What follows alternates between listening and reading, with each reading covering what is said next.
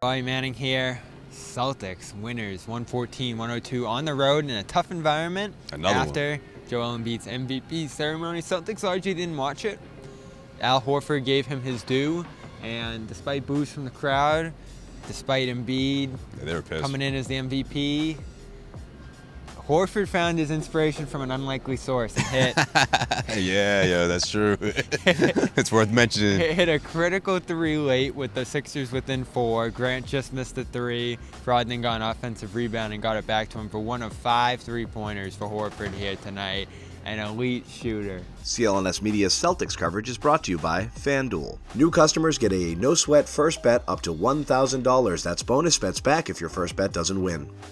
Yeah. I mean, come on. Look at the stats here. That's no secret. Is he the first guy you think of when you talk about the elite shooters in the NBA? Maybe, maybe not. But for Look us, at the numbers. Covering the Celtics, I mean, yeah, he's been that guy. You know, what is it? Luke Kennard is the only other person that has a better three-point shooting percentage, at least during the regular season. Brooke Lopez, the only big who rivals him. He's crucial. And this is now 2 series where his floor spacing became one of the, I think, unsung factors in a series, pulling the opposing big out, making it tough to play that opposing big in a drop position defensively. And Jason said it well after the game. In fact, I want to play this clip right here about how Horford's presence offensively is as important as just about anything else.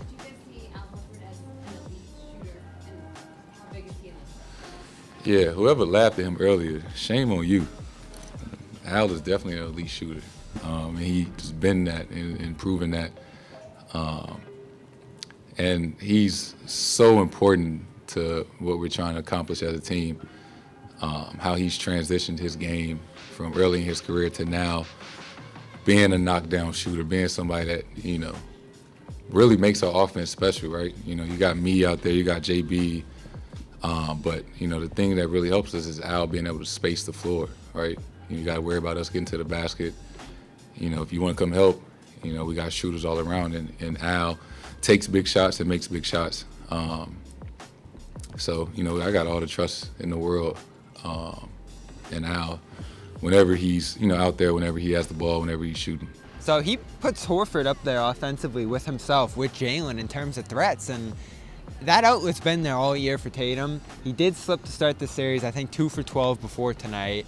So you look and say, oh, what's going on with Horford? He had that 1 for 8 last game, and all Horford needed to do was hear a little doubt after that, and you knew he was going to have a game like this. Well, you knew he was going to have a game like this, a type of performance like this, but especially in this building. Yeah. I mean, I still feel like it's personal for Al, the way things went down here and the way the city, maybe not turned on him overall as a player, but just because of the situation, they're not a big fan of him. He still gets a selective boos every time he comes back in this building. They still announce him last to set out the big boos. Yeah. And you see him carry that chip on his shoulder. So he was seeking for any motivation. I mean, I just think that's who Al is. But to his credit, I mean, the guy did laugh. I mean, shout out to Duke Castiglione, but I don't think it was like a condescending type of laugh, but it was more like you laughed a little too hard, you know? Like, should we play the clip? Here's the clip. Yeah, if you missed it, this is what happened. You had last part your best shooting season this season. Shots kind of gone away a little bit here in the playoffs. What's different? What's going on with the shot now? Not much difference really. I'm still getting good looks, and I'll continue to shoot them. Even throughout the season, I went through ups and downs. And that's just a part of it when you're an elite shooter. You know, you're gonna get them up. You're laughing. You don't think I'm an elite shooter? I do. My numbers don't support it. Yeah, they do. The best. We go through walls. So just staying confident and ready to go. So I love the setup. Elite shooter. There's a little bit of tongue-in-cheek there. Yeah, right. But you're not supposed to laugh that hard, I guess. But you're not supposed to laugh that hard. It's a great moment. And this is the new Horford. And shout out to John Corrales, who wrote this actually for Boston Sports Journal a couple weeks ago. Whether it's the T timeout celebration, which I've seen all year, that back and forth he had with the fan in Atlanta in Game 6, or maybe it was a player along Atlanta's sideline after a huge 3 in that game, a closeout 3 late in the game.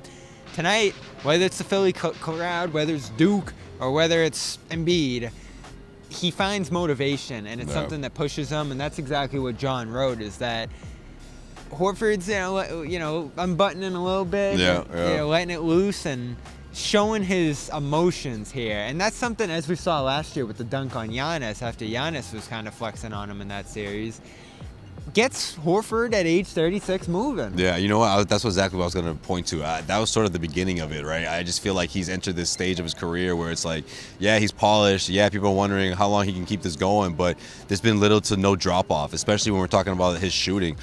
His best, better. Statistically, it's his best Yeah. season of his career from behind the three-point arc. And he's shooting more. In fact, this goes underrated. I think to some degree he sacrificed coming into this year by saying, I'm just going to shoot threes. I'm going to be Kyle Korver, that kind of guy on the perimeter, Right. even though I'm a center. And he's also a playmaker in the sense of, an excellent passer, someone that you can run the offense through. I mean, he's always been that guy, but obviously, Father Time, he's not going to be banging down low as much, and you want to preserve that. And that's good for the Celtics team because he's not your first or second option, He's a guy that's constantly left open, and he's going to make you pay. I mean, we saw that in a big way, in Game 3 against the Philadelphia 76ers. It takes guys like 12 seconds to get to him. It feels like sometimes like he has so much time to get that shot off, right? Because they're too busy account focused on Tatum and Brown. Yeah, and look at the difference between these teams. You're okay with Embiid shooting the three. Tucker, you'll let him shoot and handle the ball. And this is the biggest difference between these two teams tonight. I thought the Celtics look so much more comfortable shooting threes. And Philly shot well, 43% from three. But the Celtics made the big ones. They shot them confidently. Maxey, Melton, Harden especially, and we'll get to him in our next video.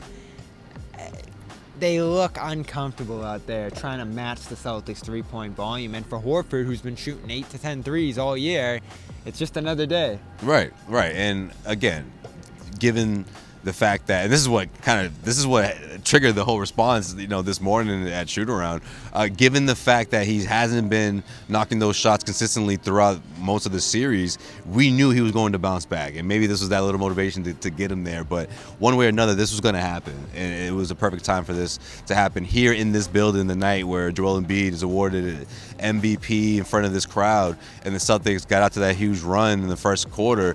And yeah, Philly came back and gained a lead on their own, but Boston always kept this thing close until they were able to separate themselves in that fourth quarter. Is this the Missoula effect?